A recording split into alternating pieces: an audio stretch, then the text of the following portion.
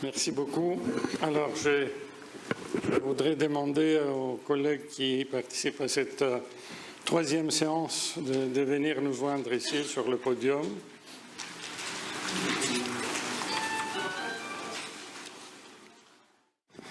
Alors, comme ça a été dit ce matin,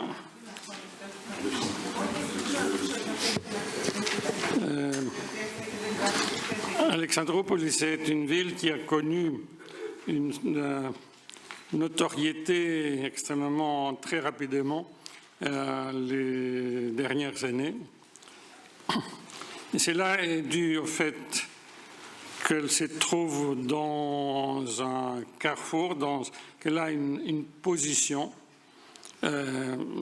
extraordinaire, mais que, comme on sait en géographie, la position ne suffit pas.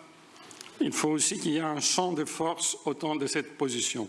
Et c'est justement ce champ de force qui a changé, en grande partie à cause de la guerre en Ukraine. Donc, mais bien sûr aussi les enjeux énergétiques ont joué un rôle très important. Alors, donc cette séance, nous allons regarder de près les enjeux liés à Alexandroupolis et à la Thrace, à la fois d'un point de vue de l'énergie, des transports, mais aussi du point de vue du développement de cette ville et de cette région. Et quel est l'impact de ces transformations dans les champs de force qui entourent Alexandroupolis, quel est l'impact de cette transformation dans l'évolution de la ville. Alors, nous avons trois collègues qui interviennent.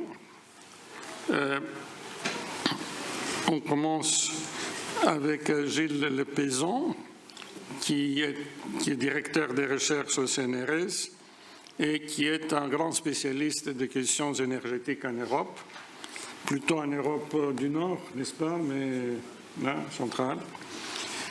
Nous avons Angelos Sirigos, qui est un collègue, qui est un professeur de droit international de politique étrangère. Hein, vous voyez, on ne peut pas s'éloigner des juristes, hein, ils sont partout.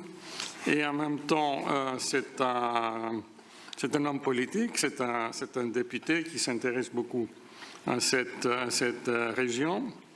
Et finalement, je suis très content d'avoir avec moi Loukas Ouriotis, parce que Loukas a été dans mon équipe à l'OCDE, quand j'étais ambassadeur à l'OCDE. Loukas était un de mes conseillers. Et je lui dois beaucoup parce qu'il m'a énormément soutenu. Lucas avait la responsabilité de suivre les travaux de l'Organisation internationale d'énergie. C'est comme ça que ça s'appelle, ouais. Agence, oui, agence. Et maintenant, il n'est plus à la délégation grecque, il travaille au secrétariat de l'OCDE. Donc, il combine une connaissance des enjeux énergétiques avec ce qui constitue maintenant son objet de travail, qui sont les politiques régionales, de développement régional. Donc, nous avons un panel varié, nous fonctionnons à diverses échelles, de l'échelle européenne, voire internationale en ce qui concerne l'énergie, jusqu'à l'échelle urbaine. Et nous sommes tout à fait dans cette logique de notre discipline géographique, c'est-à-dire de voir les choses à diverses échelles et de s'intéresser à l'influence croisée de diverses échelles. Alors peut-être on peut commencer avec Gilles, qui peut nous donner nous expliquer la situation au niveau européen. Ça va comme ça? Merci beaucoup. Bonjour à toutes et à tous. Effectivement, merci. C'est une discussion qui intervient au moment, parce que nous sommes à quelques jours de la deuxième conduction. Oui, super. Merci beaucoup. Voilà, nous sommes en effet à quelques jours de l'ouverture du terminal de gaz naturel liquéfié, donc terminal GNL à Alexandroupolis. Et donc effectivement, il est intéressant de discuter de ces sujets-là. Comme je suis probablement le moins légitime à cette table pour parler d'Alexandroupolis, je propose de faire un petit état des lieux de l'Interland d'une certaine manière, donc de ce qui se passe au niveau européen et au niveau de l'Europe centrale. Sur le processus de recomposition qui s'opère, que constate-t-on? Premièrement, un effacement partiel de la Russie des marchés d'Europe centrale. Deuxièmement, une intégration régionale croissante entre ces pays d'Europe centrale qui étaient parfois divisés à propos de la Russie et qui aujourd'hui travaillent ensemble plus que jamais. Et troisièmement, une intégration renforcée avec l'Union européenne, ça j'y reviendrai. Mais d'abord, quelques points sur la séquence que nous avons vécue ces 2-3 dernières années. En 2021, la Russie est le premier fournisseur de gaz, de pétrole, de charbon, de combustible nucléaire à l'Union européenne. Été 2021, les flux gaziers commencent à se réduire. On soupçonne que c'est pour des raisons techniques ou pour des raisons commerciales, certainement pas pour empêcher les Européens de réalimenter des sites de stockage. Février 2022, vous connaissez le scénario, les flux gaziers commencent à se réduire, ils s'arrêtent en mer du Nord, Nord Stream, ils cessent via le Bélarus, ils continuent via l'Ukraine, ce qui est toujours le cas aujourd'hui, sauf qu'à la fin de cette année, les flux pourraient être arrêtés en raison d'une décision prise par l'Ukraine, mais on pourrait y revenir. Et aujourd'hui, le seul axe de passage qui reste, c'est Turk Stream, donc via la Turquie. Et la Russie n'est plus du tout ce qu'elle était. Aujourd'hui, les deux principaux fournisseurs de l'Union européenne sont les États-Unis et surtout la Norvège. Et les États-Unis ont enregistré un progrès tout à fait spectaculaire grâce au gaz naturel liquéfié, donc au GNL. Ce qui est important d'avoir à l'esprit, c'est qu'il n'y a pas eu de sanctions européennes contre le gaz russe. Contre le charbon, oui. Contre le pétrole, oui. Contre le gaz, on a des sanctions, mais très légères, prises tout à fait récemment. Maintenant, si on regarde en géographe les choses entre la Baltique et la Méditerranée, on a, pour prendre une métaphore que j'emprunterai à l'hydrographie, deux bassins qui se sont constitués en l'espace de 2 ans.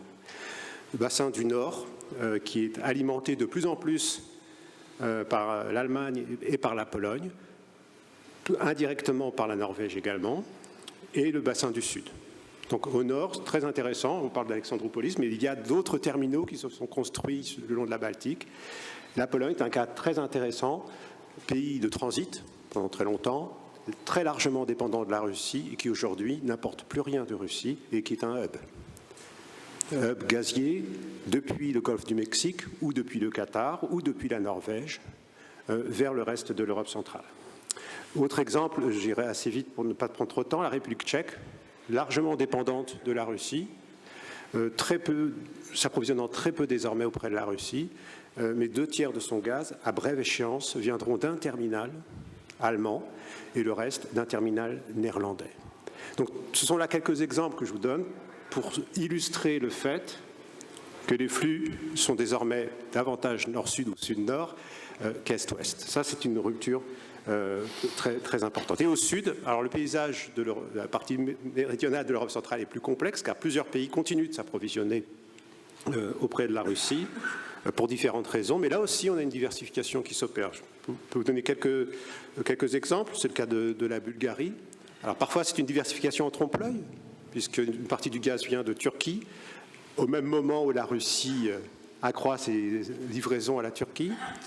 Mais la Serbie, par exemple, s'approvisionnait toujours auprès de la Russie, mais en même temps vient de contracter avec Alexandroupolis pour précisément importer une partie de son gaz depuis cette région.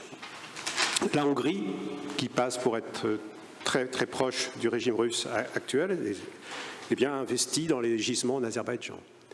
La Roumanie, plus que jamais dans ses propres gisements en mer Noire, etc., etc. On a une diversification à bas bruit, mais de manière générale, la Russie est plus ou moins marginalisée désormais en Europe centrale et on a des flux nord-sud qui ont pris le relais.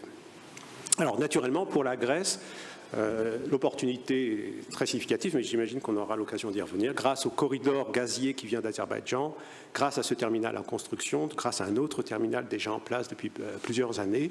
Effectivement, il y a une opportunité pour irriguer cette partie de l'Europe centrale.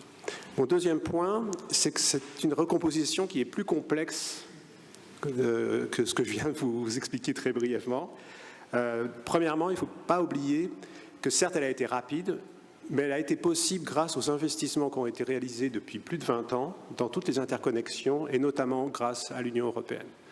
Alors, je pourrais faire mention de quantité de règlements, de soutien financier, qui expliquent très largement pourquoi il a été si facile, entre guillemets, de se passer du gaz russe et de faire jouer la solidarité européenne au profit de l'Ukraine, au profit des pays d'Europe centrale, au profit des Balkans également. Deuxième élément qui rend les choses plus complexes, c'est que la marginalisation de la Russie, elle reste à démontrer, elle est à relativiser. Je donne un seul exemple, entre mai 2023 et 2024, les importations de gaz depuis la Russie ont augmenté de 40%. Donc comme quoi, la partie n'est pas terminée. Et si vous regardez par exemple le terminal grec, le terminal de gaz naturel liquéfié grec de Revitusa, l'année passée, 2023, le tiers des importations provenaient de Russie. Donc il faut être assez prudent sur cette idée que la Russie serait définitivement marginalisée. En réalité, on ne sait pas exactement le scénario qui va prévaloir, entre autres parce qu'il n'y a pas de sanctions, encore une fois, contre le gaz russe. Et troisième point sur cet aspect, l'éventail des acteurs est désormais très large. Les États-Unis ont joué un rôle crucial dans cette réorientation des flux énergétiques en Europe centrale. Et ce n'est pas nouveau. Depuis les années 70, les États-Unis font le maximum pour contrer toute interdépendance énergétique entre les gisements de Sibérie et l'Europe occidentale et l'Europe centrale. Mais c'est la présidence Trump qui a mis en exergue ce concept d'energy dominance, qui est tout à fait clair, qui a été très fréquemment explicité, et qui implique qu'aujourd'hui, un méthanier sur 2 qui arrive en Europe vient du golfe du Mexique. Autre acteur qu'on oublie parfois, bien sûr le Qatar pour le gaz, mais aussi la Chine, elle, dans les réseaux électriques, notamment en Grèce d'ailleurs. Et puis le cas le plus intéressant pour le gaz, c'est celui de l'Azerbaïdjan. L'Azerbaïdjan qui a très tôt joué la carte européenne, et l'Union européenne s'est engagée à acheter bien davantage à l'Azerbaïdjan dans les années qui viennent, sauf que là on a on a 2 problèmes sérieux. Le premier, c'est que l'Azerbaïdjan peine à fournir. Et le deuxième problème, c'est que pour investir massivement dans les gisements, dans les infrastructures, elle a besoin d'engagement. D'engagement de la part des sociétés européennes ou des pays européens s'engageant à lui acheter du gaz pendant 20-30 ans, car ce sont les contrats qu'on pratique dans le monde, c'est-à-dire des contrats à long terme qui assurent une visibilité. Et là, j'en viens à mon troisième et dernier point. Pourquoi cette réticence des entreprises européennes et des États européens à s'engager? Parce qu'en même temps, on a le pacte vert, la neutralité climatique d'ici à 2050, en théorie du moins, et des engagements très précis, très clairs, pour réduire fortement la part des énergies fossiles dans le mix énergétique européen très rapidement. Et c'est vrai que quand on regarde les chiffres, donc la demande en gaz, on est quand même frappé de constater qu'en 2023, l'UE 26, donc l'Union européenne, ne consomme pas davantage de gaz qu'en 1996. La consommation de gaz, lorsque la crise russe est l'invasion de l'Ukraine par la Russie est intervenue, la Commission européenne avait proposé de réduire la consommation de gaz de l'ordre de 15% à peu près. La consommation a chuté de plus de 20% en réalité. Si on regarde les terminaux, donc sans parler des terminaux grecs, mais regardons par exemple dans la Baltique, je parlais des terminaux baltes. Les Baltes ont investi massivement pour être totalement indépendants de la Russie. Ils le sont quasiment. La dernière interdépendance électrique sera terminée le mois de février 2025. Eh bien, les terminaux construits sont sous-utilisés aujourd'hui. Et il y a un phénomène de cannibalisation entre les terminaux finlandais, baltes et polonais. Et si on regarde juste l'année 2023, la quasi-totalité des terminaux de gaz naturel liquéfié sont sous-utilisés en Europe aujourd'hui. Quel scénario? Là aussi, il faut être réaliste et en même temps regarder ce qui est envisagé et promis. Selon la Commission européenne, si on est sérieux au regard de l'engagement d'atteindre la neutralité climatique, il faudrait que notre consommation d'énergie fossile soit en 2040, donc demain, de 80% inférieure à celle de 2021. Donc cela signifie qu'on devrait produire, mais aussi surtout importer, consommer beaucoup moins de gaz dans les années qui viennent. Alors, généralement, il y a un argument qu'on oppose à ceci, c'est oui, mais l'Europe centrale dépend beaucoup du charbon, elle réduit la part du charbon, et par conséquent, la part du gaz va augmenter mécaniquement. L'argument est sérieux, intéressant, d'autant que le charbon représente plus de 30% du mix électrique de 3-4 pays, sauf que quand on regarde les chiffres, une fois de plus, ce n'est pas le cas. C'est-à-dire, tous les pays d'Europe centrale qui, ces dernières années, ont vu le charbon décliner, ont également vu le gaz décliner. Pourquoi? Parce qu'en fait, ces pays réalisent des performances remarquables en termes d'intensité énergétique. Et si on regarde les 3 facteurs qui expliquent la consommation de gaz, c'est-à-dire l'industrie, le résidentiel, la production d'électricité, l'industrie de ces pays ne va pas consommer plus de gaz à l'avenir. Le résidentiel, la population de ces pays va baisser de 10% d'ici à 2050, plus les progrès en matière d'efficacité énergétique. Et troisièmement, la production d'électricité. Alors là, oui, là on peut s'attendre à une explosion de la demande d'électricité, mais encore une fois, si on est sérieux avec les textes européens, elle ne devrait pas, en toute logique, être satisfaite par le gaz. Donc voilà les quelques points que je voulais évoquer. En conclusion, et peut-être pour rassembler un peu tout cela, je dirais que c'est au fond l'invasion, enfin, février 2022, l'invasion de l'Ukraine par la Russie, qui est en fait la deuxième invasion. La première, c'est quand même débute en 2014. La deuxième invasion n'a pas initié ce processus de recomposition, réorganisation. Tout cela se préparait, mais l'a légitimé et accéléré. Et quand on entend parler de verticale du gaz aujourd'hui, entre le nord et le sud de cet espace, en fait, le premier mémorandum sur le thème de la verticale du gaz date de 2014. Donc ce n'est pas nouveau, mais les choses se sont rapidement accélérées ces derniers mois. Ce que l'on observe, marginalisation partielle et peut-être provisoire, c'est à vérifier de la Russie, rapprochement entre les pays d'Europe centrale et des pays qui jouent plus que jamais un rôle de hub gazier. L'Allemagne, j'en ai parlé, mais en fait, quasiment tous les pays de la région se positionnent aujourd'hui pour être des sortes de hubs à l'égard de leurs voisins. Troisième élément de conclusion, les facteurs politiques sont plus que jamais déterminants.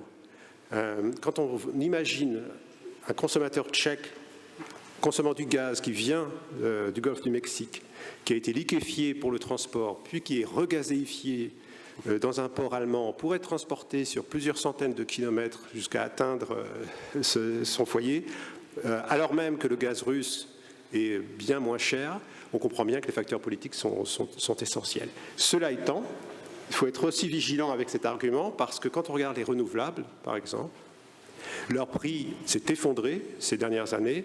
Et si vous regardez la dynamique de développement du solaire, par exemple, en Grèce notamment, mais aussi en Bulgarie, en Pologne, dans plusieurs pays d'Europe centrale, il convient d'être très très prudent sur la place que pourraient conserver les énergies fossiles demain, non pas pour des raisons politiques, mais simplement pour des raisons de compétitivité et de coût.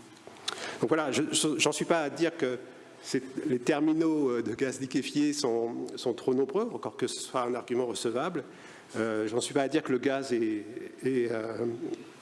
devenu ce que Keynes disait au sujet de l'or, une relique barbare, mais il se pourrait qu'il soit démonétisé.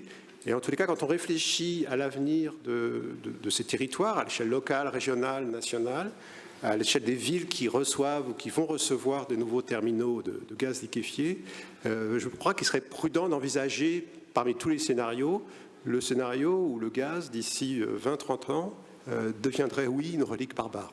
Voilà. Merci beaucoup.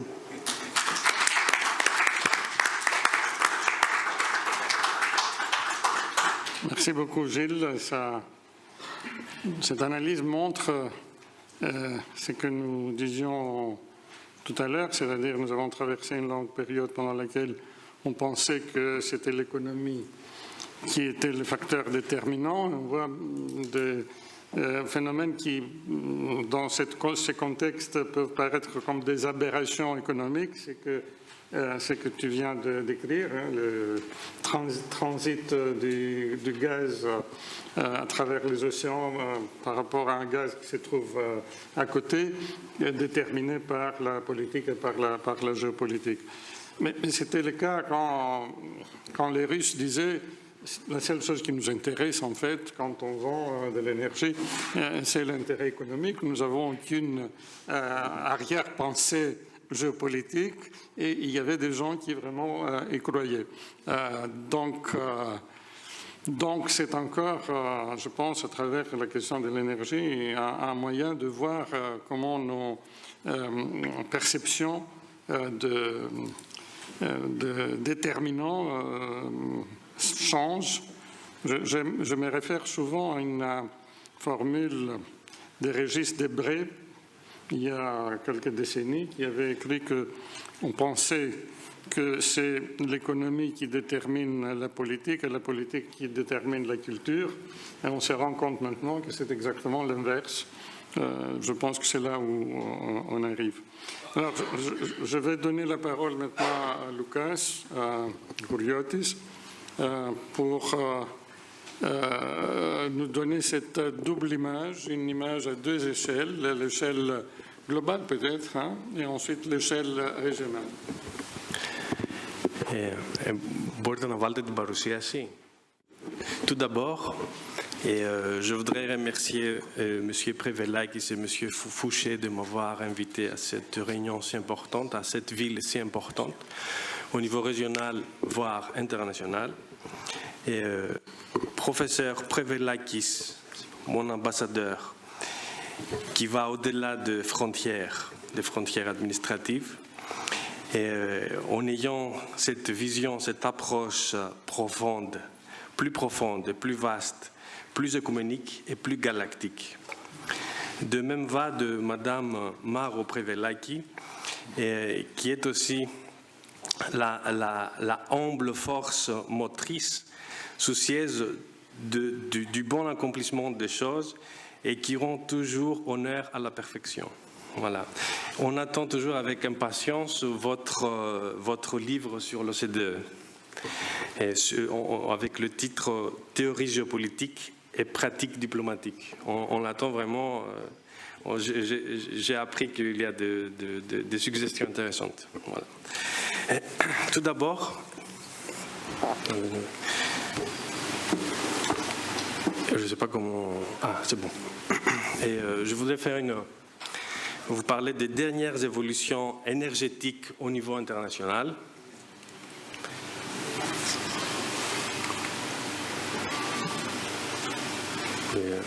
Ah, c'est bon. Et tout d'abord, concernant le World Energy Outlook, c'est un livre qui est publié par l'Agence internationale de l'énergie, dont la Grèce et la France font partie. Et le World, donc, je ne veux pas m'étendre sur toutes les questions, mais je répétais trois questions très importantes qui ont été signalées par le secrétaire aussi exécutif de l'Agence internationale de l'industrie. La première, c'est que les ventes des véhicules électriques ont triplé, tandis que celles de voitures à combustion diminuent. Deuxième, c'est que l'industrie des panneaux solaires connaît une expansion rapide, devenant une force mondiale majeure dans le secteur de l'énergie renouvelable. Et le troisième, c'est qu'on remarque un ralentissement de la croissance économique de la Chine. C'est une diminution due à la consommation du charbon, du pétrole et du gaz naturel, qui est attendue avant 2030 en Chine, signalant ainsi un tournant dans la consommation énergétique du pays. De plus de tout ça, un afflux prévu des projets d'exportation du gaz naturel liquéfié, GNL, pourrait transformer le marché mondial du gaz. Tout dernièrement, une publication de la semaine dernière démontre que la Chine concernant les investissements dans l'énergie propre, investissent à peu près 1,6 trillion de dollars qui contribuent à peu près 40% de la croissance du PIB du pays. Donc ça montre que ce changement climatique, cette bataille est toujours possible. Deuxièmement, donc là, ici, j'ai mis quelques graphiques qui montrent cette évolution des ventes des véhicules électriques. La troisième colonne, c'est cette explosion des véhicules, des pourcentages des véhicules électriques. Là, on voit un autre graphique en céramique orange qui montre cette diminution du gaz et du pétrole en Chine. Et là, un autre graphique qui montre, on voit tout à droite, on voit que les pays, les États-Unis, c'est le pays le plus gros demandeur de l'énergie, et tout à gauche, c'est l'Afrique, qui est le dernier pays demandeur de l'énergie. Et en bas, il y a des petites graphiques qui montrent les pourcentages d'évolution des énergies propres dans le monde, en Inde, 18%, etc., etc. Voilà. Et lors de la COP 28, 5 points clés ont été adoptés concernant l'énergie. Le premier, c'est le triplement des capacités renouvelables d'ici 2030. Et l'objectif de réduire des coûts et améliorer la sécurité énergétique en doublant les taux annuels d'amélioration de l'efficacité énergétique d'ici 2030. La réduction de la demande en combustibles fossiles en mettant l'accent sur le charbon. L'augmentation des investissements des énergies propres, notamment pour les économies en développement émergentes, et la mise en conformité des industries des combustibles fossiles avec les objectifs de l'accord de Paris. Mais toutefois, ça, c'est des 5 points qui ont déjà commencé à s'appliquer. Et il y a toutefois un défi majeur qui est le financement des énergies propres dans les pays en développement. Et là, il y a des grosses discussions sur comment on va arriver à aider ces pays pour progresser tous ensemble. Et voilà. Suite donc aux évolutions mondiales et la COP 28, la dernière réunion ministérielle de l'Agence internationale de l'énergie en 2024 a décidé l'implémentation des actions suivantes en mettant en œuvre des stratégies précises. Je ne vais pas me répéter parce que toutes ces décisions reprennent à peu près ce que j'ai dit, mais je vais juste noter deux choses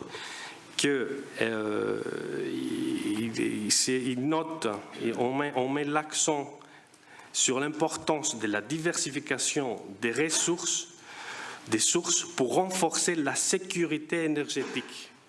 C'est une sécurité énergétique plutôt entre les pays membres de l'Agence internationale de l'énergie. Et deuxièmement, ce que je voudrais noter aussi, c'est la coopération internationale pour soutenir les pays en développement, tandis que l'innovation technologique est encouragée, surtout pour l'hydrogène et les batteries.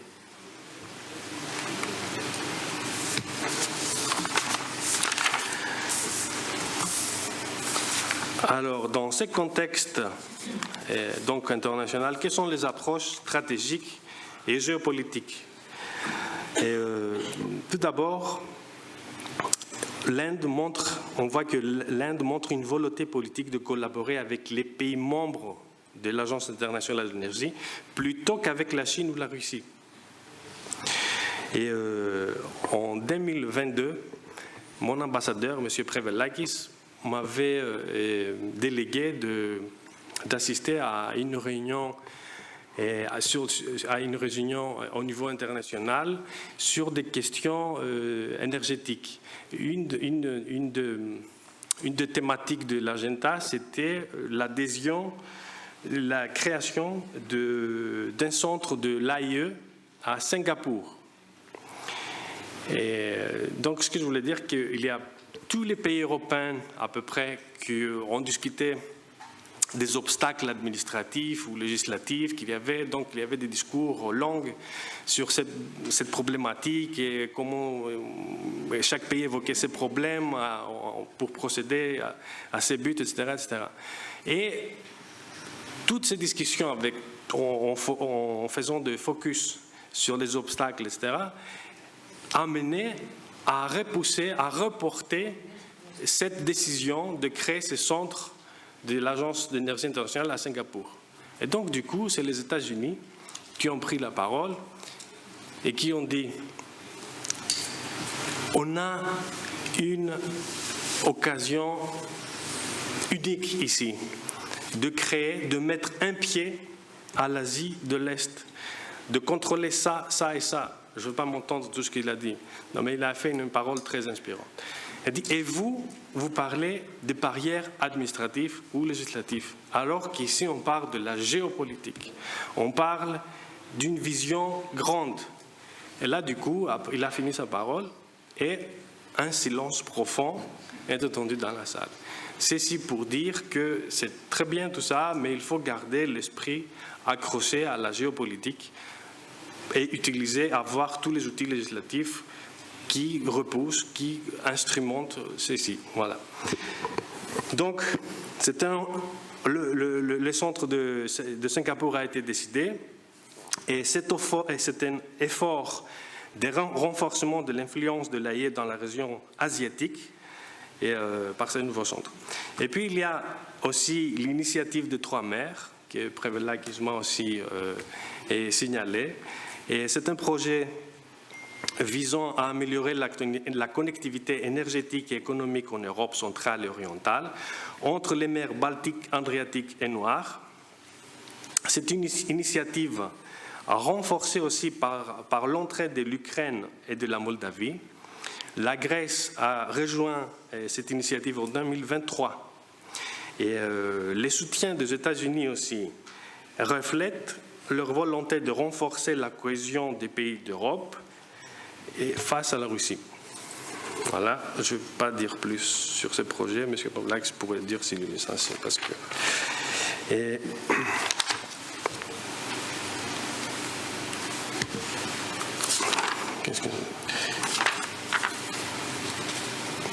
puis, je voulais dire qu'il y a une proposition aussi dans le récent rapport de Draghi pour la création d'un marché énergétique unique en Europe pour améliorer la productivité, réduire les coûts et stimuler l'innovation.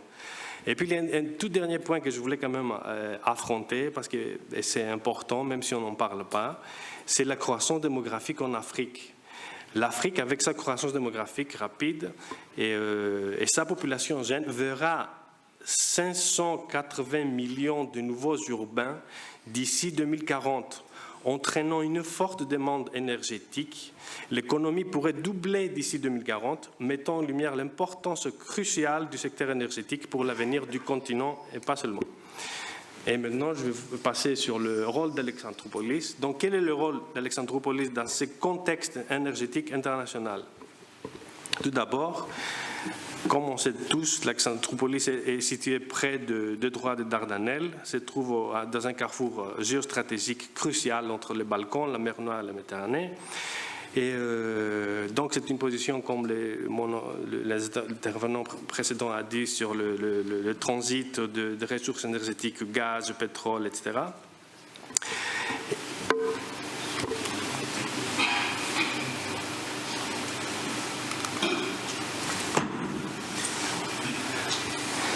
Et donc, il y a Alexandroupolis, comme on sait bien, il a été dit aussi, est en train de développer et finir bientôt le terminal GNL, permettant l'importation du gaz naturel par les États-Unis, Qatar, etc. Et qu'est-ce que veut dire ça? Ce qui est très important ici, c'est qu'il y a un changement concernant l'approvisionnement énergétique en Europe. Jusqu'à maintenant, l'approvisionnement se faisait par le nord, alors que maintenant l'idée est de se faire par le sud, d'où le rôle important d'Alexandroupolis. La ville d'Alexandroupolis est intégrée dans des projets gazoducs comme l'interconnecteur Grèce-Bulgarie, et pourrait se connecter à d'autres infrastructures régionales comme le Transandriatic Pipeline et les projets EastMed. Et ces projets renforcent la sécurité énergétique européenne, ce qui est très important, la sécurité énergétique, et en offrant des routes alternatives d'approvisionnement.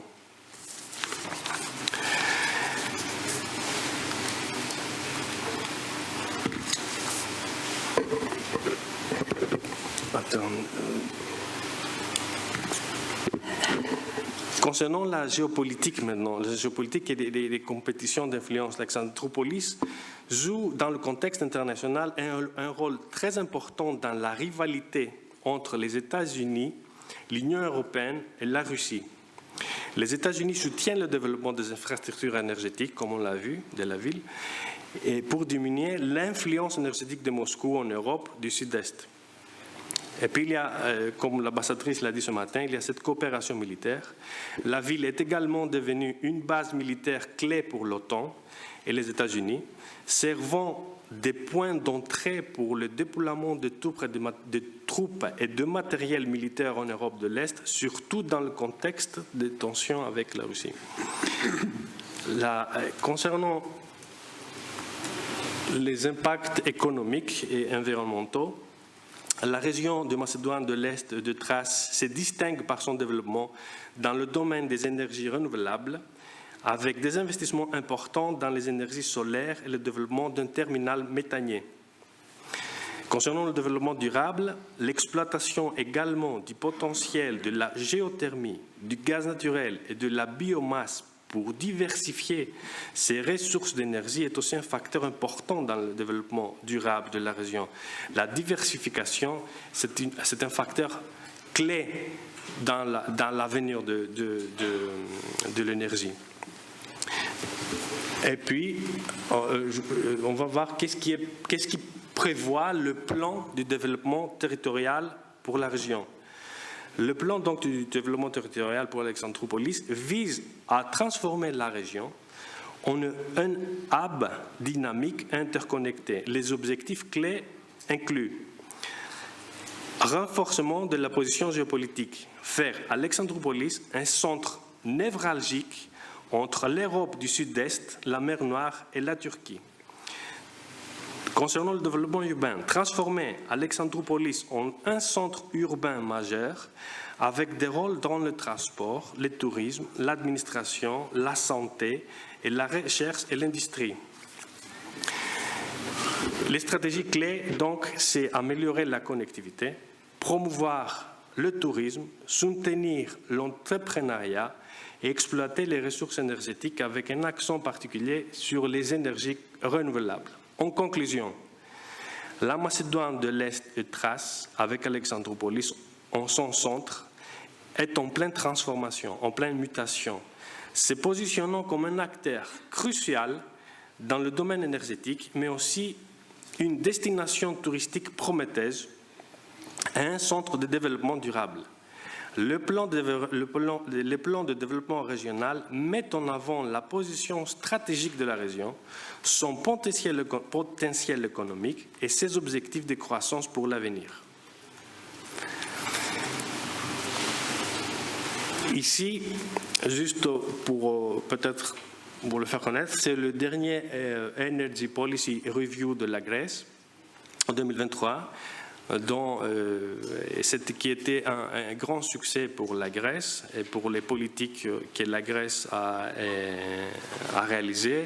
Et tout ça, quand même, on doit beaucoup aux ambassadeurs qui étaient à l'époque et qui géraient toutes ces questions. Donc, on voit un grand travail qui a été fait concernant le plan national de l'énergie en atteignant des objectifs climatiques, la réduction des émissions, etc. Je ne vais pas rester beaucoup là-dessus.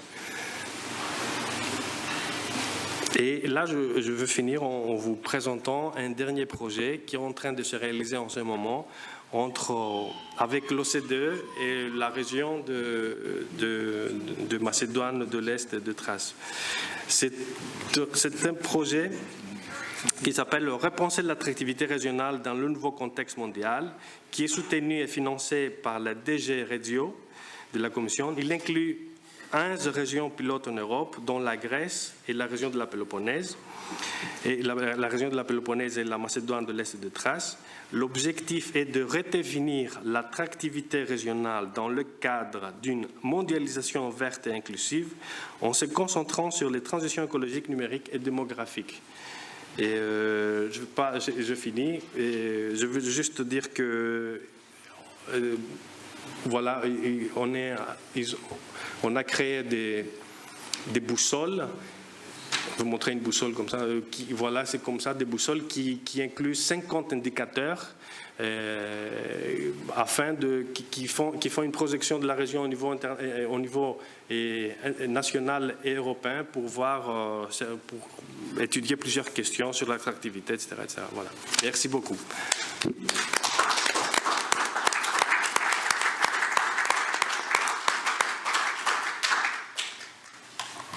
Merci. Nous avons déjà beaucoup d'éléments pour réfléchir sur l'avenir d'Alexandroupolis. Donc, c'est, je pense, naturel de donner la parole à une personnalité politique, puisque finalement, c'est à travers la politique qu'on fait la synthèse et qu'on regarde l'avenir sur la base de ces éléments.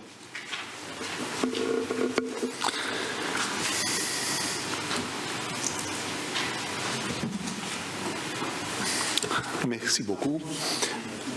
Bon après-midi à tous. Je voudrais commencer par exprimer mes sincères remerciements aux organisateurs de cette troisième rencontre franco-hellénique. Je remercie tout particulièrement Madame Yanakidou, souvent à l'origine de l'excellente organisation des rencontres internationales à Alexandroupolis. J'adresse également mes remerciements à M. Panagis Kaladjis pour son rôle dans cette organisation. Enfin, je tiens à remercier en priorité les professeurs Foussé et Prevelakis pour leur initiative à l'origine de ces rencontres.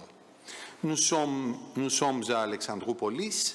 Ce matin, le ministre grec des Migrations a déclaré que la Grèce commence ici.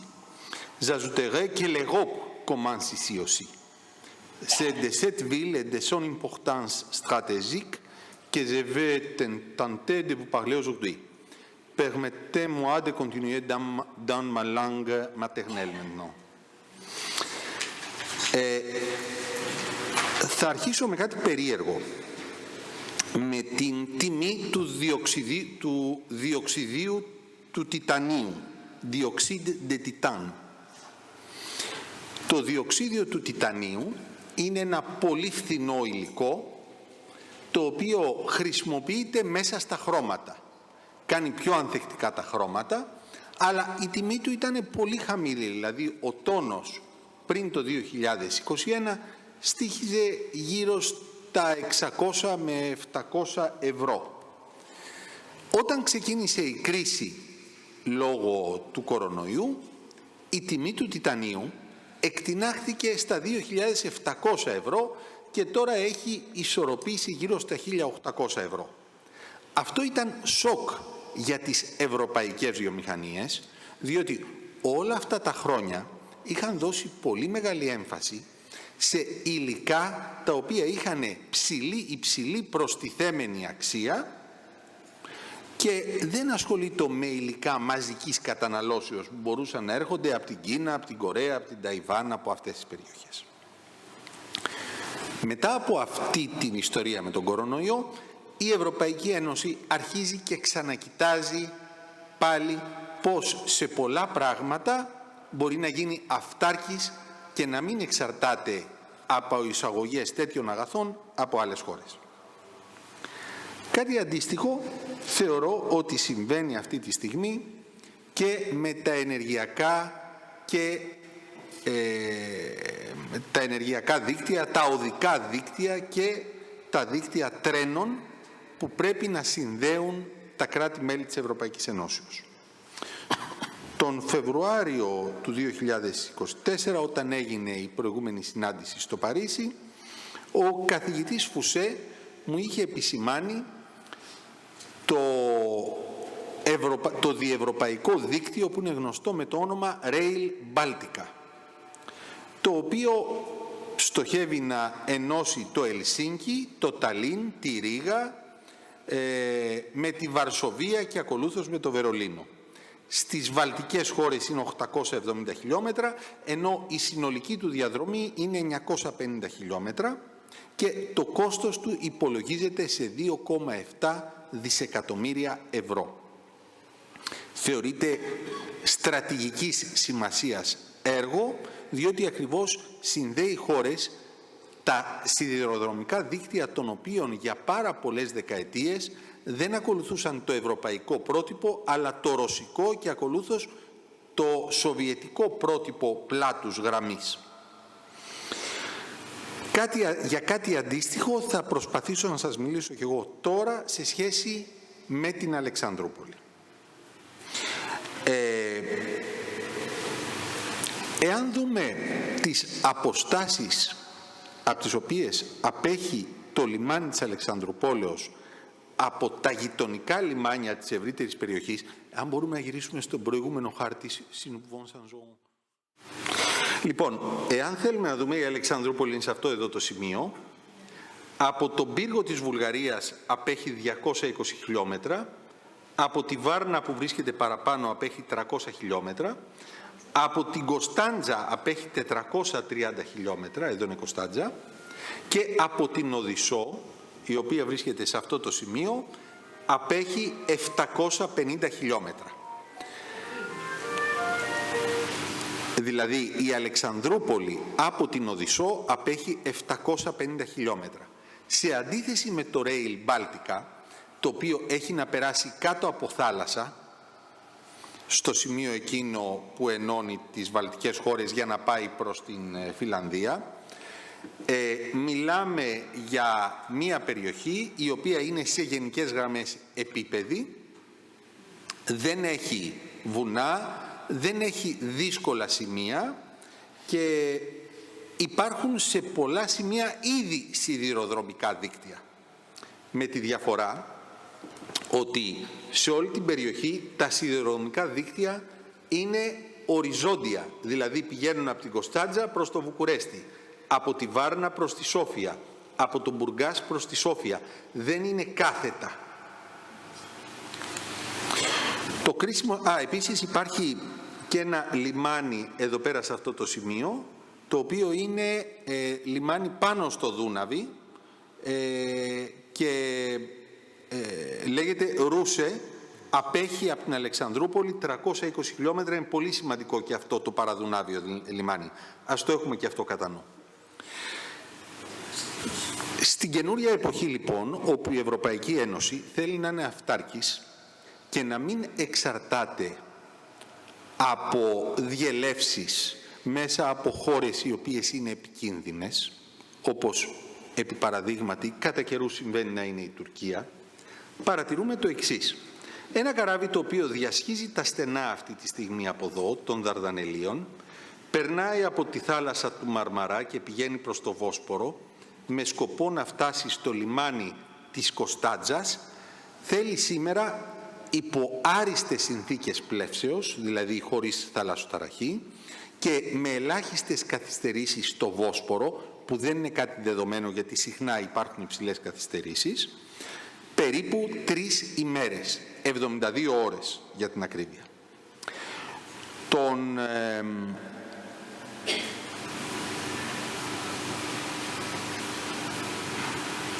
Συγγνώμη,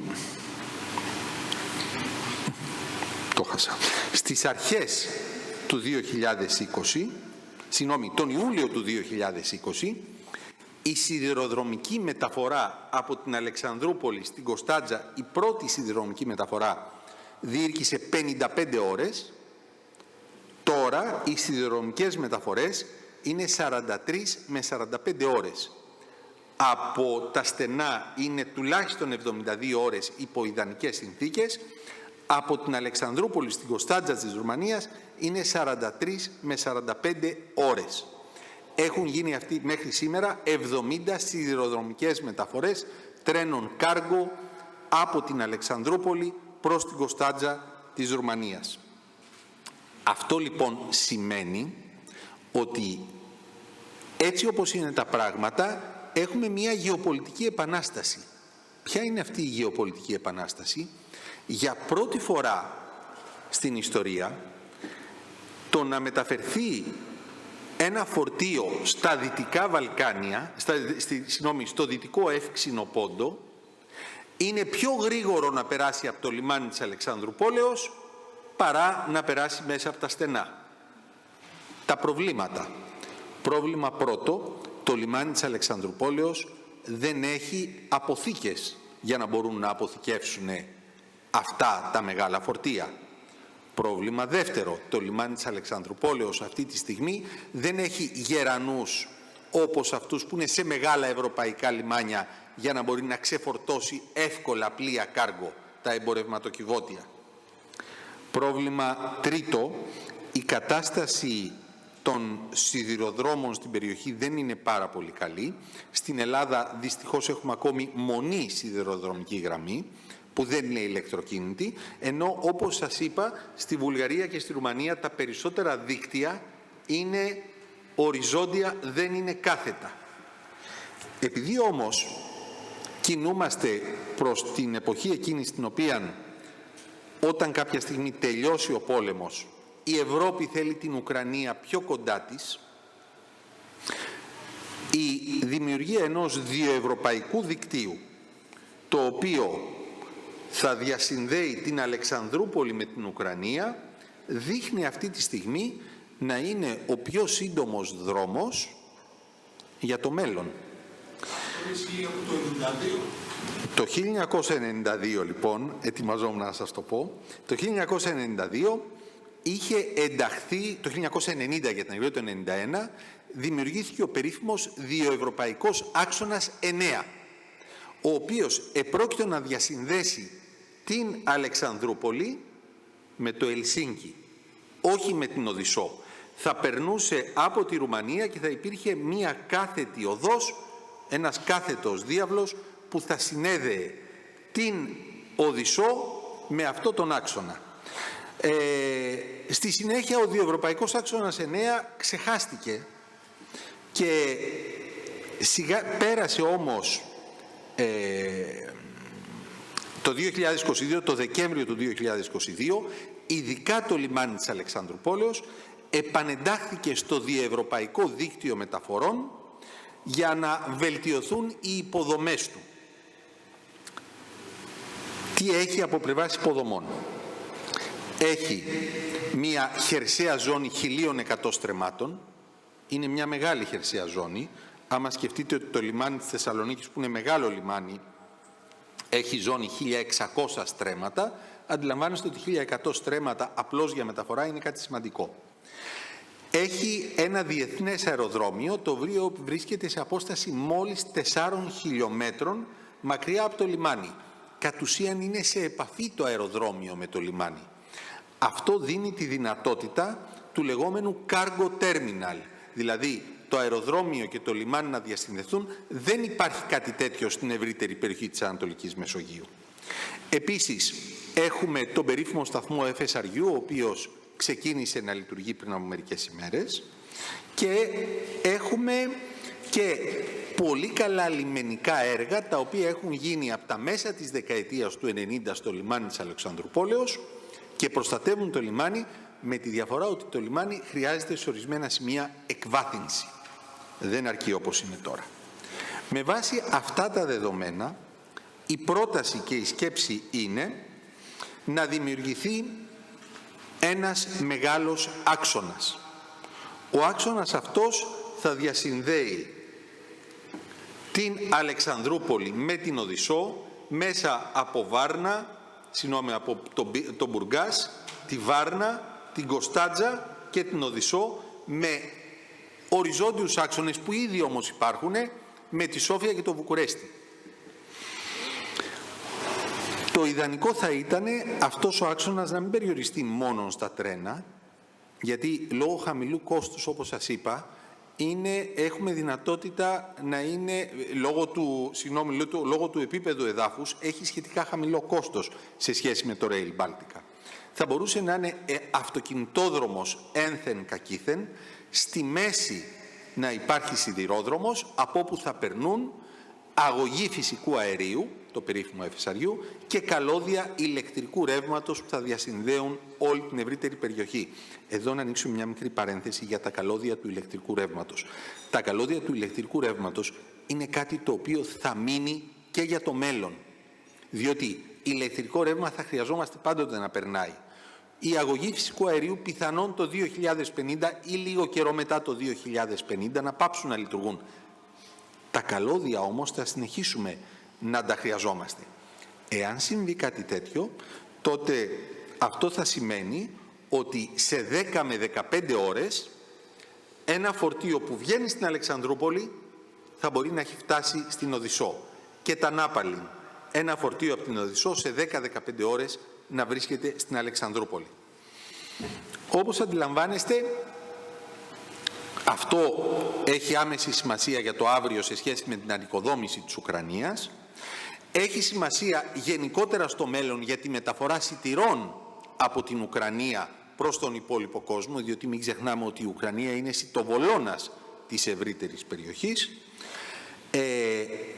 Για μένα πιο σημαντικό είναι ότι θα είναι ένα δίκτυο που θα περνάει αποκλειστικώς και μόνον από ευρωπαϊκά εδάφη και δεν θα κινδυνεύουμε να ξυπνήσουμε κάποιο πρωί και να δούμε την έκπληξη που είδαμε όταν είχαμε την τεράστια εξάρτηση από το ρωσικό φυσικό αέριο ή την έκπληξη που βιώνουμε τώρα βλέποντας υλικά που δεν τους δίναμε σημασία, όπως το διοξείδιο του τιτανίου, να εκτινάσσονται οι τιμές τους στα ύψη, διότι εμείς τα βλέπαμε αφιψηλού και είχαμε πάψει να τα παράγουμε. Θα κλείσω με κάτι που είχα κλείσει και την προηγούμενη φορά, αγαπητέ Γιώργο, και νομίζω άρεσε στο κοινό. Η περιοχή του Ευξήνου Πόντου, αυτό εδώ το σημείο, ο Βόσπορος, άνοιξε κατά τη μυθολογία όταν το πλοίο Αργό διέσχισε, έστειλε πρώτα ένα περιστέρι, διέσχισε τις λεγόμενες συμπληγάδες πέτρες, τις πέτρες που μετακινούνταν και δεν άφηναν τα καράβια μεταξύ τους. Το περιστέρι χτυπήθηκε πολύ λίγο στα φτερά του στο πίσω μέρος στην ουρά του, οπότε ο Ιάσον ζήτησε να περάσει και αυτός και το καράβι του, η Αργό, είχε λίγα τραύματα μόνο στο πίσω μέρος και οι συμπληγάδες πέτρες σταθεροποιήθηκαν. Από τότε η περιοχή αυτή, το πέρασμα δηλαδή Δαρδανελίων, θάλασσας του Μαρμαρά και Βοσπόρου, είναι το κλασικό εμπορικό πέρασμα όλων των πλοίων. Όταν ο Ιάσον είχε ρωτήσει τον κένταυρο Χείρονα τι έπρεπε να κάνει για να φτάσει στη μυθική Κολχίδα, η μυθική Κολχίδα εκτιμούμε ότι βρίσκεται εδώ, μέσα στη θάλασσα είναι. Εδώ, η Κολχίδα. Τέλος πάντων, εδώ. Όταν ζήτησε λοιπόν, όταν ρώτησε τον κένταυρο Χείρονα πώς θα έφτανε εδώ για να πάρει πίσω το χρυσόμαλο δέρας, η απάντηση του κένταυρου Χείρονα ήταν 3 θάλασσες προς την Ανατολή. Το Αιγαίο, η θάλασσα του Μαρμαρά και ο Εύξηνος Πόντος. 3 θάλασσες προς την Ανατολή. Εάν δουλέψουμε σοβαρά και ενταχθεί στην επόμενη οκταετία στον διευρωπαϊκό άξονα της περιοχής, τότε το ταξίδι προς την Κολχίδα δεν θα χρειάζεται να περάσει καμία θάλασσα, θα είναι μόνον χερσαίο. Σας ευχαριστώ πάρα πολύ.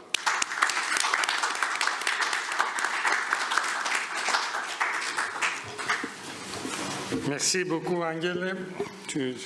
Tu as démontré que nos dialogues sont vraiment appliqués parce que nous aboutissons à une proposition concrète. Alors, il y a aussi plusieurs autres aspects, plusieurs autres évolutions qui concernent ces contextes. Lucas a fait référence à l'initiative de 3 maires, qui sont en fait de 4 maires. Et je pense que là, c'est un enjeu qui implique d'autres réflexions où ce n'est pas seulement l'influence de cette séparation entre l'Europe et la Russie provoquée par l'invasion de l'Ukraine qui influence les axes de transport, mais c'est aussi l'inverse, c'est-à-dire comment les axes de transport peuvent influencer la manière dont s'articulent l'Europe et la Russie.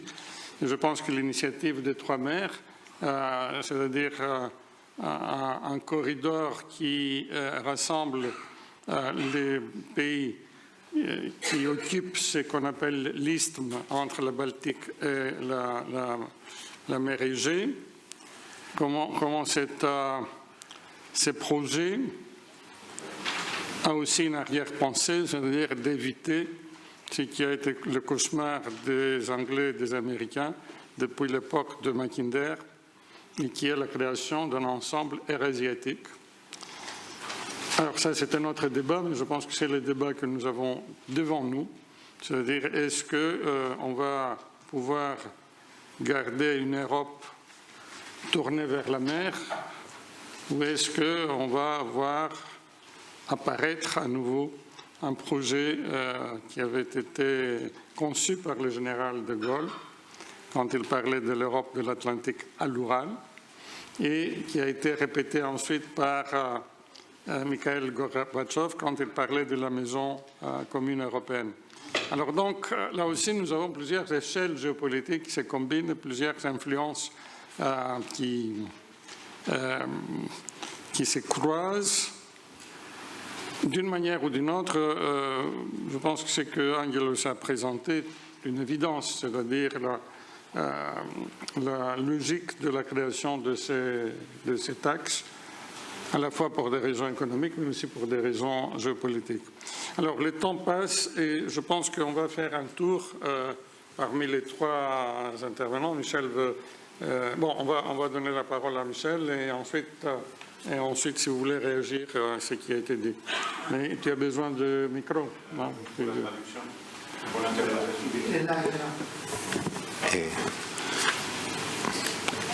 Να επισημάνω κάτι που μου το λέει η κυρία Πενταρβάνη και επιβεβαιώνει αυτό που έλεγε ο κύριος Ελιανός, η κολχίδα ήταν εδώ.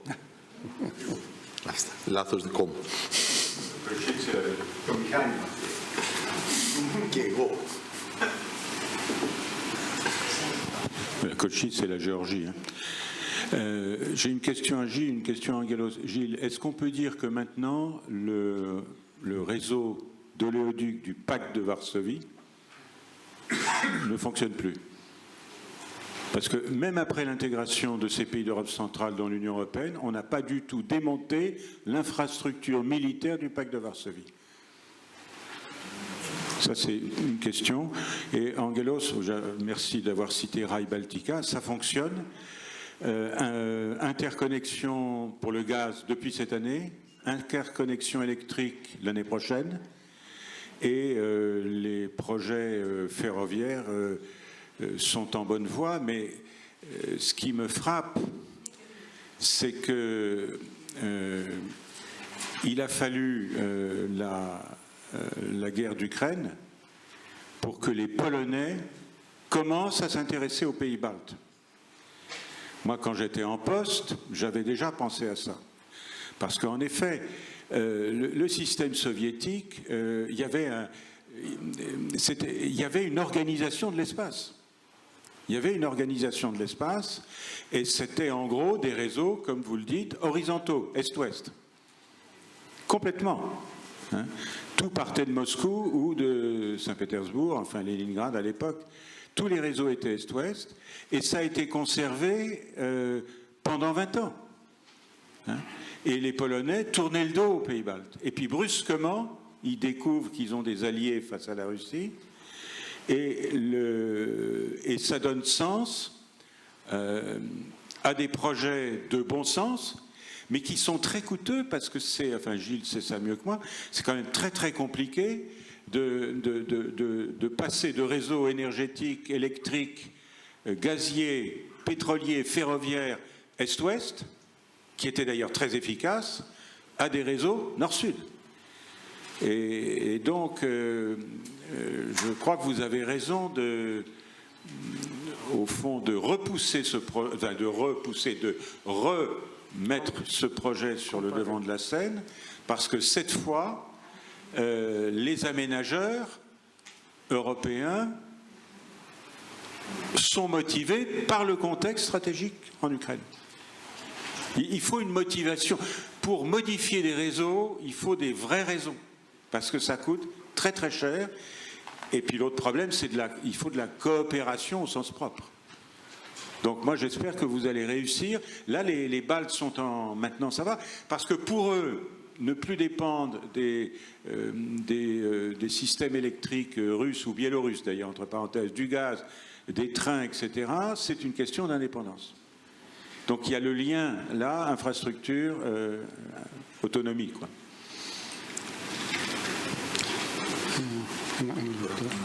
Gilles, il y a une question. Είχα φέρει κάποιες προβολές, μήπως μπορείτε να τις βάλετε, ίσως μας βολεύουν.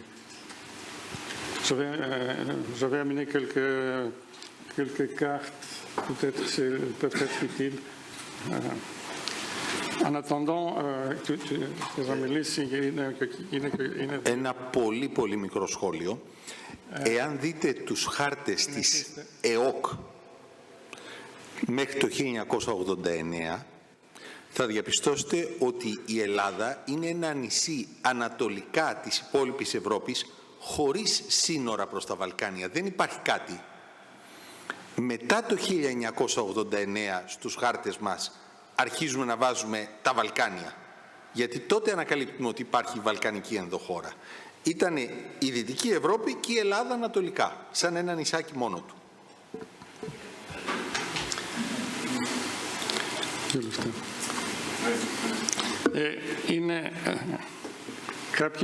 Αυτό είναι από ένα άρθρο ενός συναδέλφου γεωπολιτικού, προφανώς φιλορώσου, ο οποίος προσπαθεί να μας δείξει πώς αυτή η Initiative de Trois Mers εμποδίζει ακριβώς τη συνένωση της Ευρώπης με τη Ρωσία. Αλλά δείχνει ακριβώς αυτούς τους άξονες που μέσα στην φιλορωσική λογική αποτελούν ένα εμπόδιο ακριβώς αυτή την σύνδεση ανάμεσα και βλέπουμε πώς αυτοί οι άξονες καταλήγουν ουσιαστικά στην Αλεξανδρούπολη. Bon, là maintenant je pense qu'on va passer aux réactions des trois intervenants pour terminer plus ou moins à temps, étant donné que ensuite c'est encore une séance que je préside et je ne veux pas grignoter sur ma propre séance, comme on fait d'habitude quand ce sont les séances qui suivent, qui sont présidées par d'autres. Alors, donc, comme on a commencé, on va commencer avec Gilles. Merci Georges. Effectivement, beaucoup de questions passionnantes soulevées. Vraiment, un grand merci d'avoir organisé cet échange, Michel et Georges, parce que je pense qu'on pourrait rester bien plus longtemps sur ces sujets-là, mais je vais essayer d'être très très bref. Commencer par la question de Michel. Oui, les infrastructures sont toujours en place. Vous avez parfaitement raison qu'on peut être surpris qu'il ait fallu tant de temps pour mettre en place des interconnexions qui soudainement voient le jour. Je crois qu'il y a trois éléments à prendre en compte. Le coût, bien sûr. Sauf que beaucoup de choses étaient déjà en préparation, elles ont été accélérées par la situation actuelle, mais quand même le coût. Deuxièmement, le discours de la Commission européenne jusqu'à une période relativement récente à l'attention des pays d'Europe centrale sur le thème « Votre priorité, c'est la connexion au marché intérieur », c'est-à-dire à l'ouest, pas à l'est. Et donc, beaucoup d'investissements ont eu lieu sur la connexion avec les anciens États membres. Et quand on regarde les cartes des projets financés, notamment par la facilité pour les connexions, 80% pour connecter ces pays d'Europe centrale à l'Allemagne, à l'Autriche, aux pays ouest, pour aller vite, ouest européen. Et troisième élément qu'il ne faut pas perdre de vue, c'est la concurrence. C'est-à-dire que le marché électrique, c'est ce qu'on appelle dans le jargon une plaque. Et donc, à chaque fois que vous vous interconnectez avec le voisin, vous mettez en concurrence votre système électrique avec celui du voisin. Et donc, il y a certains États membres qui hésitent un petit peu, qui invoquent des arguments techniques ou autres pour prendre leur temps, entre guillemets. Et là, entre la Pologne et la Lituanie a une centrale nucléaire. est souvent en situation de surcapacité et la Pologne n'avait pas forcément envie d'importer massivement de l'électricité de Lituanie. C'est un peu la même situation qui a prévalu entre la France et l'Espagne à un moment donné. Donc ça, ce sont les trois éléments à prendre en considération. Le deuxième point que je voulais soulever, ce ne sera pas une question qui m'était posée, je fais un peu comme le général de Gaulle pendant les conférences de presse, je réponds à des questions qui ne sont pas posées, c'est cette carte. Moi, je suis passionné de géopolitique, j'aime beaucoup les cartes, je ne savais pas qu'on pouvait venir avec des cartes, sinon j'en avais quelques-unes en réserve. Mais celle-là, je voudrais émettre quelques nuances quand même, parce qu'il y a quelque chose qui ne figure pas, ce sont les terminaux de gaz liquéfié. Or, aujourd'hui, dans la situation actuelle, la moitié des importations de gaz européennes viennent par bateau, en fait. Donc il faudrait ajouter elle montre quelques ports. Ah, il y en a des dizaines qui manquent là quand même. Oui. Oui. Sur les 50 existants, je crois qu'il en manque 90%. Mais, et puis l'autre élément, c'est aussi les prises de participation des acteurs étrangers. C'est-à-dire qu'on parle beaucoup du gaz. C'est très important le gaz, le pétrole aussi, mais enfin le gaz c'est 30% du mix énergétique dans les pays d'Europe centrale. Et cette part décline.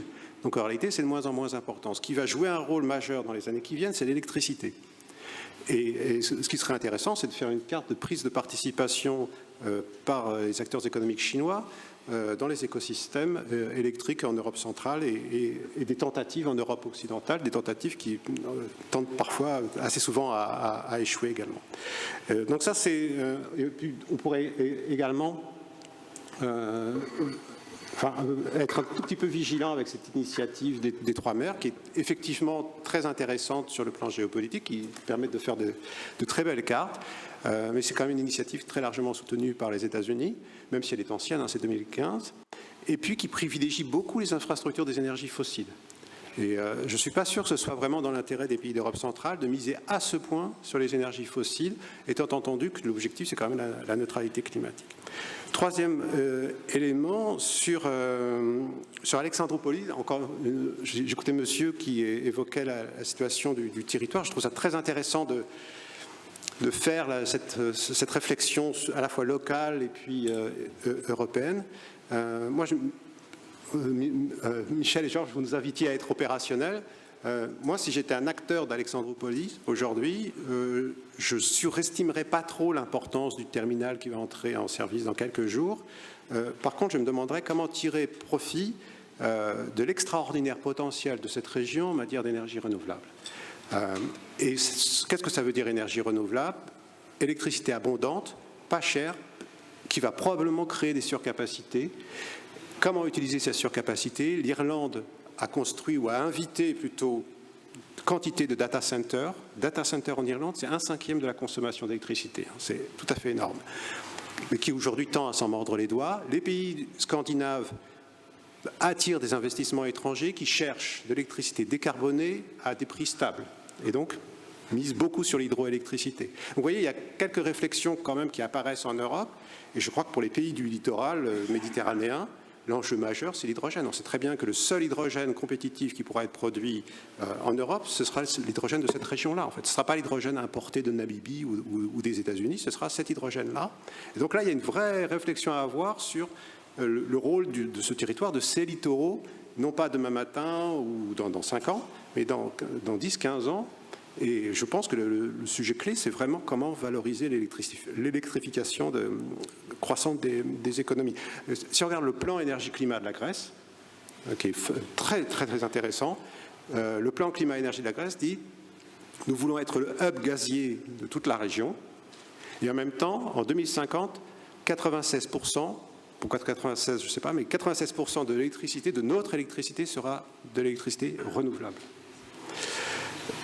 Et puis, tout dernier point, Mario, désolé d'être très très bref, mais l'Afrique, la Commission européenne s'est employée à préparer le terrain pour des contrats avec des grands producteurs qui émergent, le Sénégal et puis beaucoup d'autres. J'allais dire malheureusement, parce que je ne suis pas sûr que ce soit à leur profit.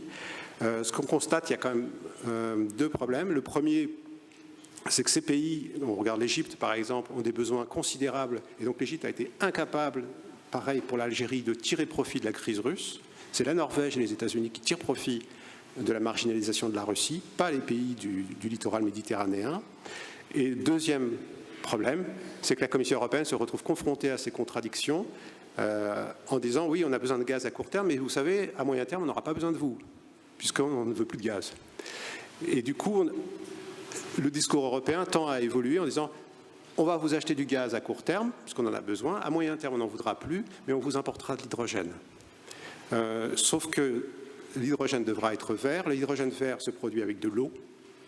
L'eau en Afrique, je n'ai pas besoin de vous faire un dessin sur la situation qui prévaudra dans 20 ou 30 ans. Et il faut de l'électricité verte. Or, comme vous savez, les pays d'Afrique manquent énormément d'électricité. Et donc se posera la question pour les Européens, est-ce qu'on importe de l'hydrogène vert de ces pays, ou est-ce qu'on conçoit qu'au fond, l'eau et l'électricité verte doivent, pour commencer, rester en Afrique. Donc un problème éthique, si l'on veut, mais pour commencer, il y a un problème tout à fait technique, terre à terre, c'est que ces pays ont de tels besoins à satisfaire qu'ils n'ont pas été capables ou pas été en position, en capacité en tous les cas, de tirer profit du retrait de la Russie. Merci. Une remarque, je n'ai pas choisi cette carte parce que je considère qu'elle est exacte, mais plutôt dans le sens du livre de Michel, de la bataille des cartes. Ah oui. Ces cartes deviennent aussi des instruments pour cette lutte. Et je pense que ça, c'est très représentatif de cette utilisation de la carte dans les confrontations de propagande entre les différents projets. Alors, on va continuer avec Lucas. Mais moi, peut-être, puisqu'on a tout dit, et puis les intervenants ici, c'est des experts, vraiment. Mais c'est pour ça que je voudrais peut-être parler de changer un peu l'esprit et mettre l'accent sur un autre facteur, peut-être le facteur humain. C'est-à-dire tous ces outils, c'est-à-dire on se trouve dans un continent où on a la force, il y a l'argent, on a le pouvoir, on peut tout faire, on peut créer des outils, on peut faire des choses. Mais à mon avis, il faut être très vigilant en ce qui concerne la gestion de tous ces outils. Il faut des gens compétents. Je ne parle pas des politiques, je parle des niveaux plus bas, techniques, etc. Il faut des gens très compétents, car ces outils pourraient marquer aussi un tournant dans les relations entre l'Est et l'Ouest, avec des implications profondes pour la sécurité et la stabilité des continents. Voilà. Et finalement, Angelus. Ευχαριστώ πάρα πολύ.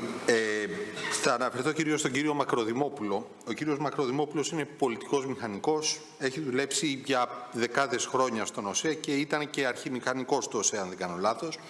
Και είναι εξαιρετικά χρήσιμα αυτά που μας λέει, διότι προέρχονται και από την εμπειρία του, τόσες δεκαετίες στους ελληνικούς σιδηροδρόμους, αλλά και από την παρουσία του στην περιοχή της Θράκης. Μου είχε κάνει την τιμή μάλιστα να απαντήσει και σε ένα άρθρο μου που ανέφερα αυτά που σας είπα προηγουμένως. Έχω κάποια σχόλια. Το πρώτο σχόλιο για το λόγο που έκλεισαν οι βιομηχανικές, μειώθηκε πάρα πολύ ο αριθμός των βιομηχανιών που ήταν στις βιομηχανικές ζώνες της περιοχής. Ήτανε το ότι άρχισε η Τελωνειακή Ένωση της Ευρώπης με τη Βουλγαρία και τη Ρουμανία και κατέστη πολύ φθηνότερο να παράγεις προϊόντα στη Βουλγαρία και στη Ρουμανία. Ήταν τότε που μετέφεραν βιομηχανίες ολόκληρες προς τα πάνω. Τη θυμάμαι εκείνη την τραγική περίοδο του 1999-2001. Για τον άξονα 9, τον διευρωπαϊκό. Ο διευρωπαϊκός άξονας 9 φτιάχτηκε το 1991-1992. Προέβλεπε να περνάς μέσα από τη Λευκορωσία και τη Ρωσία. Είναι εντελώς εκτός της σημερινής λογικής. Και δεν είναι σαφώς, όπως έχετε επισημάνει, υπάρχουν δίκτυα που μπορούν να ενώνουν την περιοχή σιδηροδρομικά, αλλά δεν είναι αυτό που εννοούμε ένα κεντρικό αναβαθμισμένο δίκτυο που να πηγαίνει με ταχύτητα στην περιοχή και σίγουρα να μην περνάει μέσα από Ρωσία και από Λευκορωσία. Τώρα, ως προς το βασικό σας σημείο, τι το θέλουμε κάτι την ώρα που δεν υπάρχουν αυτές οι ανάγκες. Θα σας πω το εξής. Όταν πρώτο επισκέφθηκα το νέο αερολιμένα στην Κωνσταντινούπολη που έφτιαξε ο Ερντογάν, τον θεώρησα ότι ήταν φαραωνικών διαστάσεων. Και έλεγα τι θα το κάνουνε. Διάβασα προσφάτως ότι επειδή ακριβώς έχει τις υποδομές, έχει καταστεί ο μεγαλύτερος αερολιμένας σε όλη την περιοχή, σε όλη την Ευρώπη και την ευρύτερη περιοχή, μετά το Λονδίνο και τη Φραγκφούρτη. Δεν ήταν. Υπ' αυτήν την έννοια, δεν πρέπει να περιμένουμε να φτιάξουμε διπλή σιδηροδρομική γραμμή όταν εξαντληθούν τα όρια της απλής σιδηροδρομικής γραμμής. Ή κάνεις ένα έργο με όραμα 30-40 ετών, ή λες αναβάθμισα το σιδηρόδρομο το 2012 ξοδεύοντας 120 εκατομμύρια ευρώ. Τόσα δεν ξοδέψαμε? Περίπου 120 εκατομμύρια. Είναι 180 χιλιόμετρα. Ναι, για 180 χιλιόμετρα. Ή λοιπόν λες έκανα και όταν γεμίσει θα το δούμε, ή φτιάχνεις ένα έργο το οποίο είναι όραμα για την ευρύτερη περιοχή και το οποίο εγώ θεωρώ ότι με τη δημιουργία αποθηκών, γερανών και όλων αυτών των στοιχείων που υπάρχουν παραδείγματι στο λιμάνι του Πειραιά, σας λέω κάτι αντίστοιχο που υπάρχει, θα αναβαθμίσει και την περιοχή και θα ξεφύγει από τη λογική του τουρισμού που προέρχεται από την Τουρκία. Αυτή είναι η δική μου άποψη. Ένα τελευταίο σημείο για τη σημασία που πρέπει να δίνουμε στην Αλεξανδρούπολη σε σχέση με την Οδυσσό. Η Ευρώπη κινείται σε αυτή τη λογική πώς θα πλησιάσει περισσότερο την Ουκρανία. Ήδη αυτή τη στιγμή Πολωνία κυρίως, αλλά και Ουγγαρία και Ρουμανία κοιτάζουν πώς θα χρησιμοποιήσουν δίκτυα όπως το Δούναβι για να φέρουν την Ουκρανία κοντά τους. Θεωρώ ότι αυτό που προτείνω βοηθάει την Ευρωπαϊκή Ένωση να ξεφύγει από τη σχέση την ασφικτική πολλές φορές με την Τουρκία. Θα είναι κάτι ευρωπαϊκό δικό μας. Ευχαριστώ πολύ. Ευχαριστώ πολύ. Κλείνουμε αυτή τη συνεδρίαση.